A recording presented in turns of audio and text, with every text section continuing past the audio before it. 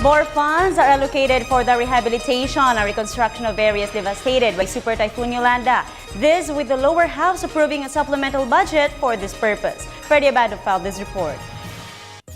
The House approval of the 14.6 billion peso supplemental budget will boost government's program of recovery, rehabilitation, and reconstruction of areas devastated by Typhoon Yolanda. Relief operations continue, recovery is underway. The set amount is part of a bigger budget to address immediate concerns for the short term to include shelters and utilities.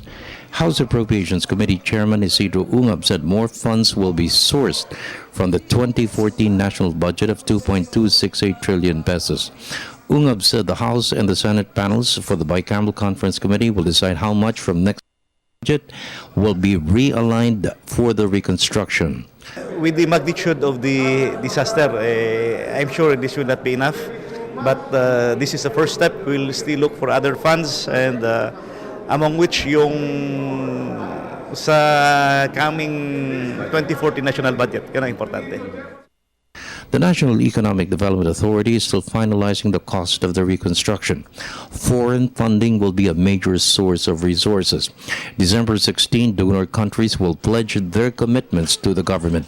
Initially, the World Bank and the Asian Development Bank pledged $1.5 billion. For the immediate response, I think it should suffice. But for the long-term requirements, we do need to put together a bigger amount of money. When you talk about the bigger amount of money, it has to be from next year already. Yeah, well, a combination of the budget next year as well as support coming from abroad or multilateral, bilateral agencies. In the meantime, Congressman Albi Benitez, chairman of the House Committee on Housing and Development, it's time to consider reviewing the building code for housing to ensure structures built for the survivors of Typhoon Yolanda will be typhoon and climate resistant. Benitez said the bunkhouses under construction by the DPWH are only temporary shelters. For the People's Television Network, this is Freddie Abando reporting.